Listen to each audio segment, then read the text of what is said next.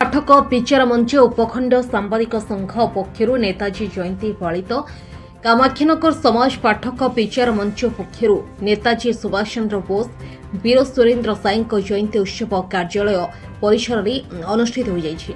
पाठक विचार मंचर आवाहक शुभमय नंदन आवाहकत्व अनुष्ठित कार्यक्रम में अवसर में प्राप्त अध्यक्ष मेजर प्रभात कुमार दास जोगदे नेताजी जीवनी उपरे आलोकपात करी वीर सुरेन्द्र साई स्वाधीनता आंदोलन में रही भूमिका उपरे सूचना प्रदान करथिले। पूर्वतन नगरपाल तथा पाठक विचार मंचर उपदेष्टा गोविंद चंद्र साहू जोगदी स्वाधीनता आंदोलन में नेताजी भूमिका संपर्क में मतव्यक्त करथिले। एथिरे पाठक विचार मंचर सदस्य मानक सहित उपखंड सांबादिक संघर सदस्य माने उपस्थित थिले। कामाक्षीनगरु दैतारी बेहेरा रिपोर्ट ओडिशा न्यूज 5।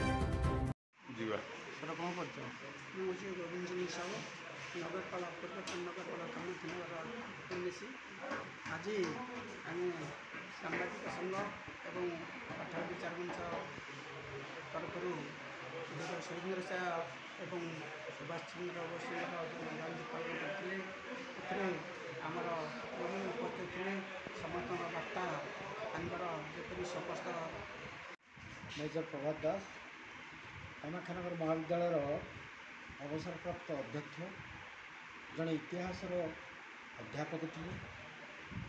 इतिहास सुभाष बोस को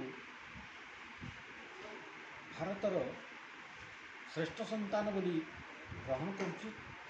तार कारण भारतर स्वाधीनता पाई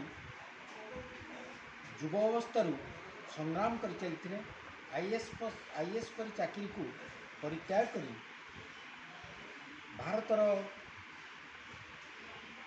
स्वाधीनता पाई